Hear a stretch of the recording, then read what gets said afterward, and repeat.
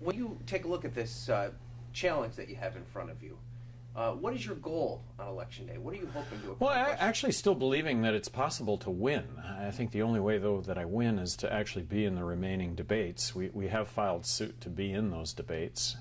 And what you're not hearing in those debates, just as an example, you know, last week they were both debating over who's going to spend more money on Medicare when we have to slash Medicare spending. I think everybody recognizes it. That should be the raging debate and discussion in this country, as opposed to, you know, it's a Medicare. We pay in $30, we get a $100 benefit. We pay in $30,000, we get a $100,000 benefit. Look, it's not sustainable. I think we all recognize it, and yet both parties have their heads in the sand, and the extension being Santa Claus, Easter Bunny, the Tooth Fairy, they exist and they're coming and everything's fine. Well, it's not. It's not fine. We're on the brink of a financial catastrophe, which would be a monetary collapse, which is going to be the result of borrowing and spending money to the tune of 43 cents out of every dollar we spend. So you filed suit to get on the ballot into one of these debates. And do you think that that's one of the, I mean, you've already mentioned this, but explain why you think that's one of the big impediments to your campaign really catching some energy and having the opportunity to kind of overcome the power of the Republican and Democratic parties? Well, let me point out something that it isn't so obvious, but right now I'm polling at 5% nationally. Do you hear my name 5 times every time you hear Obama's name 45 times? Well, no, you hear my name 1 time every 5,000 times you hear these guys' names. If I was just given the credit that I've earned to this point, which would be 5 times mention for their 45 times mention, I think I would be the next president of the United States, because there would be scrutiny of, you know, who I am, what I've done, and what I'm talking about. So the debates give me, though, would give me that opportunity, which, like I say, there's no interest whatsoever in the Presidential Debate Commission seeing a third party on stage. Private organization set up by Democrats and Republicans with absolutely no interest whatsoever in seeing a third party on stage. And there's been some talk about this Presidential Debate Committee. They've kind of ordained themselves for this responsibility, right? I mean, there's no official capacity. Everybody just kind of goes along with it. Exactly. And what was heartening was last week 3 of the sponsors withdrew their sponsorship from this because of my exclusion. Mm-hmm. And so let's say the scenario plays itself out and you're not able to get in any of the debates. Kind of talk to me more broadly about the role of third parties in this country. Well, if you take Ross Perot, for example, I mean, couldn't he be credited with the fact that Clinton had an aberration of a balanced budget one year? Couldn't Ross Perot be credited for what happened in 1994, which was just this fiscal awakening, if you will, that we need to get the fiscal house in order? Well, that's gone by the wayside, but that's what a third party presents the opportunity to be able to do. Voting for the person that you believe in, that's how you change things. A wasted vote is voting for somebody you don't believe in. Right. And so is that the message that you give to folks that believe in your message, but also might be concerned about, or should I say less concerned with one of the 2 major party candidates? Is that what you tell them? Yes, well, that and I'm imploring everybody to waste their vote on me, and if that happens, I'm the next president of the United States, and I'm making the pledge nobody will regret that. Yeah. One of your supporters often says to me, when we talk about the 2 major party candidates, that there really isn't much of a difference between the 2. First of all, do you believe that? And secondly, how are you different than both of them? Well, first of all, I believe in that adamantly. Let me offer up a prediction. Either one of them are elected, we're going to find ourselves with a heightened police state. We're going to find ourselves in a continued state of war. We're going to continue to militarily intervene on this planet, resulting in hundreds of millions of enemies to this country because of our military interventions. And then I'm going to offer up that we're going to find ourselves continuing to spend and borrow money, so accumulating a debt that is just absolutely not sustainable. So how am I different than the other 2? I don't want to bomb Iran. I want to get out of Afghanistan tomorrow, bring the troops home. I believe marriage equality is a constitutionally guaranteed right. I want to end the drug wars, legalize marijuana now. I would have never signed the Patriot Act. I would have never signed the National Defense Authorization Act, allowing for you and I as U.S. citizens to be arrested and detained without being charged. That's why we fought wars. I'm pledging to submit a balanced budget to Congress in the year 2013. That's a $1.4 trillion reduction in federal spending. That's addressing the entitlements, Medicaid and Medicare. Social Security is absolutely savable. It is a problem that is pale in comparison to Medicare. That would also include a 43% reduction in military spending. And I'm using the term military, not defense. We seem to be involved in offense, and we seem to be involved in nation building. And then lastly, when it comes to jobs, let's abolish the income tax, abolish corporate tax, eliminate the IRS, and replace all of it with one federal consumption tax. In this case, I'm embracing the fair tax. I think that if we don't create tens of millions of jobs in this country with a zero corporate tax rate environment, I don't know what it takes to create tens of millions of jobs. What would your consumption tax rate be? Well, this is the fair tax, so it's a 23% consumption tax. It would be the only federal tax, and it ends up being cost neutral over a very short amount of time. So let me use a can of Coke as an example. A can of Coke that sells for $1 today has corporate tax embedded in it. It has Social Security embedded in it, which, by the way, there would no longer be any deductions from your payroll check, nor would there be employer matches to your payroll check. All of that would come out of the proceeds of the fair tax. But that said, you're going to bleed out all non-transparent taxes from goods and services. So the can of Coke won't sell for $1 anymore for Coke to make the same profit. They'll sell it for 80 cents. You'll apply the 20. It'll end up being cost neutral. And the revenue side would be more or comparable to what the current tax structure brings in? It's designed to be revenue neutral, so still need to cut, in this case, $1.4 trillion from the federal budget.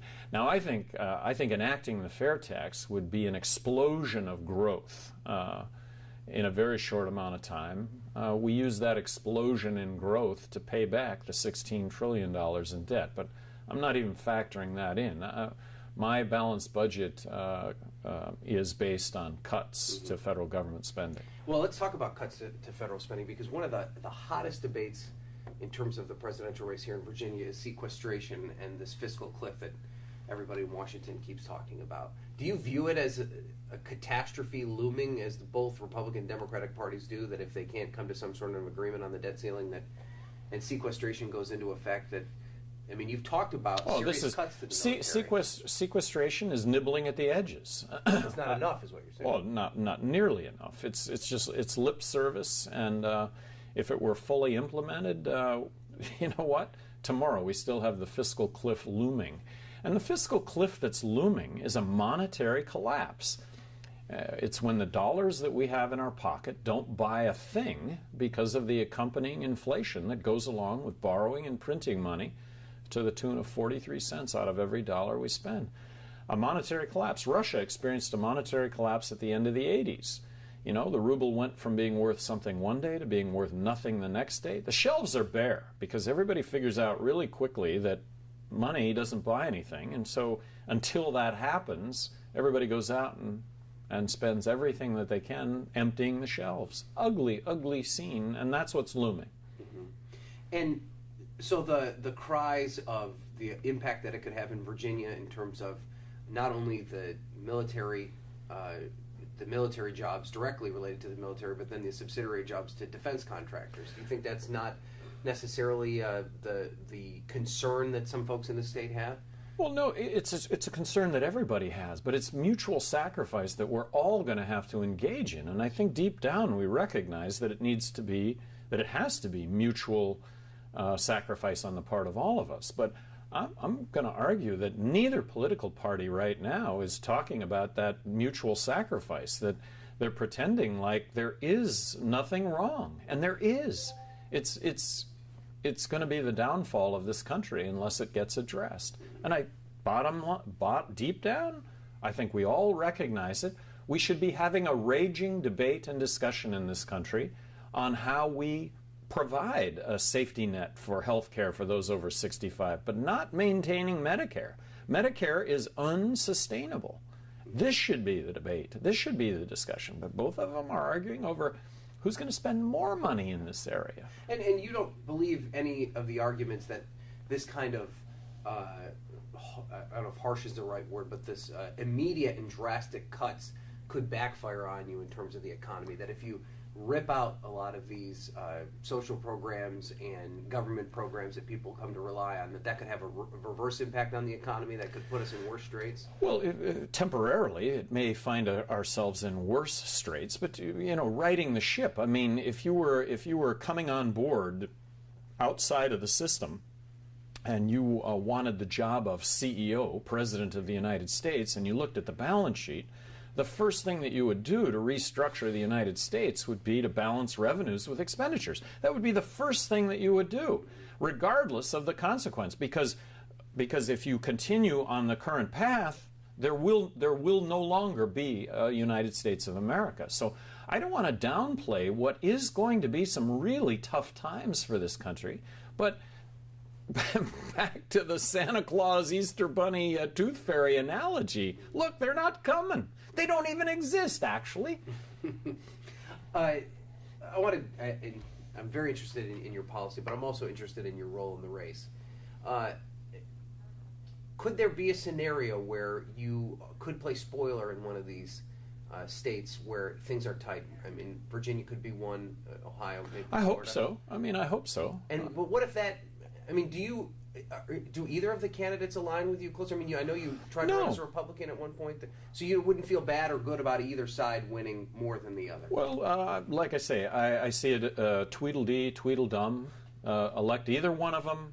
Heightened police state, continued state of war, continued unsustainable debt and spending.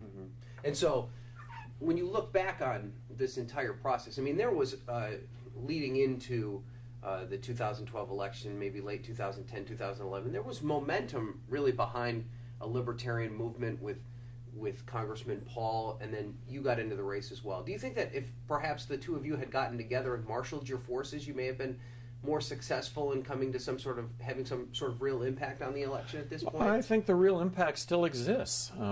We'll see, but I made a pretty...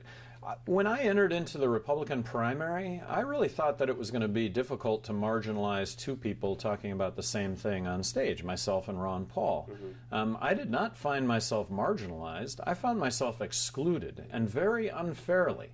I saw Ron Paul continuing to be marginalized, and in December, I looked in my crystal ball. I didn't see Ron Paul getting the nomination. Who's the spokesperson for what I think is the fastest growing segment of American politics today? Liberty, freedom, libertarian. Well, it was going to be the libertarian candidate for president, and I saw an opportunity to be that nominee. Right. So where does the libertarian, or the movement, I should say, not to label you in any way, where does it go from here? I mean, you do have a lot of passionate supporters who are convinced that you have the right ideas. What's the next step in getting you into the dialogue? Do you run candidates for Congress? Do you run candidates at local levels?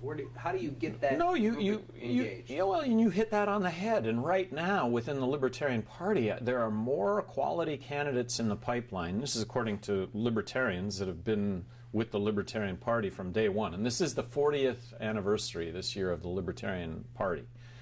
There are more candidates in the pipeline right now, quality candidates, that they've ever seen before. And I mean double, quadruple the numbers that they've ever seen. So yes, this is a result of this awareness. And this is the fastest growing segment of American politics today. Speaking with a broad brushstroke, I think the majority of Americans are fiscally responsible and socially accepting. And I don't use the word tolerant, because tolerance implies, I really don't like your lifestyle, but I'll tolerate it. I think we really don't care, as long as what you do with your life doesn't negatively impact mine. Okay. All right, anything else you want to touch on that we haven't talked about today, that you think is important that we haven't? Well, it does get back to this: elect either one of these two guys, we're going to find ourselves, nothing changes. Right. Nothing changes. Much to do about nothing. I mean, you kind of touched on this fact about Perot's impact on the '92 election, where he had 13% of the vote, I think, something like that. But wasn't it more like maybe 19? But didn't win any electoral votes, right? Right. And maybe have impacted policy a little bit.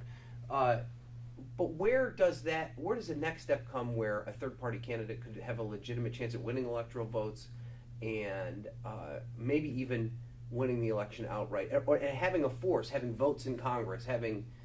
Yeah, well, so this is something that is growing, and right now coming into this, we have state organizations. There's a lot of excitement. There's a gigantic amount of excitement. Where does it all channel itself? Well, in this case, it needs to continue. So I'll continue to be the spokesperson for this movement as long as I'm relevant, and our success or failure in life is determined on really ascertaining,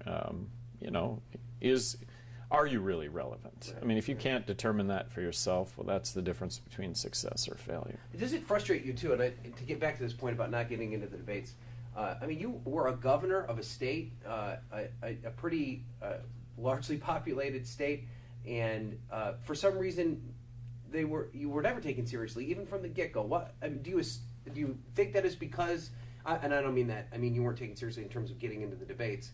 Do you attribute that to the fact that your views maybe aren't mainstream, or what was it that kept you out of that loop? Well, you know what, I could come up with 200 reasons for why that may be the case. Each one of them would be as credible as the next, but I can't put my finger on exactly what happened. I have dozens of examples, but if I can just point out one to you, and I'll pose it to you, and you tell me what you would have done in my situation. About halfway through the debates, they stopped issuing criteria for the debates. So it was invitation only. But CNBC, and I have a dozen examples of what I'm about to tell you. CNBC, for their first debate that they hosted, they issued 2 criteria for the debates. One, be registered to run for President of the United States.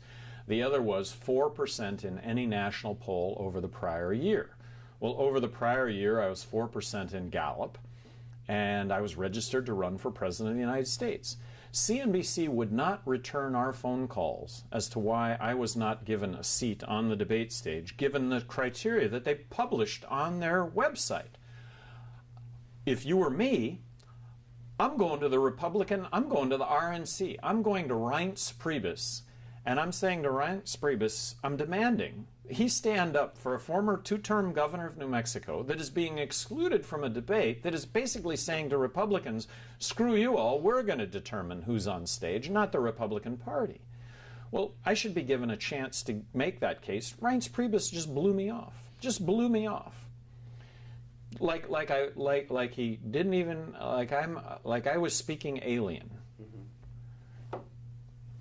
There's an agenda on the national scene that I came from New Mexico, ran completely outside the political system, becoming governor of New Mexico. I mean, I'd never been involved in politics before, but it was an open process. I was given a shot at making my case to Republicans in New Mexico. And New Mexico is a state that's 2-to-1 Democrat. I don't know if you know that or not. So I got elected governor 2 times in a state that was 2-to-1 Democrat, making a name for myself being a penny pincher. I mean, I may have vetoed more legislation than the other 49 governors in the country combined. Mm-hmm. And you'd think the sky was going to fall, and that's actually what was being declared all the time. The sky's going to fall, man. There's going to be people dying in the streets. Johnson's a Darwinist, you know. This guy's survival of the fittest. Anyway, none of it happened. Actually, things ran better, and I think everybody noticed it.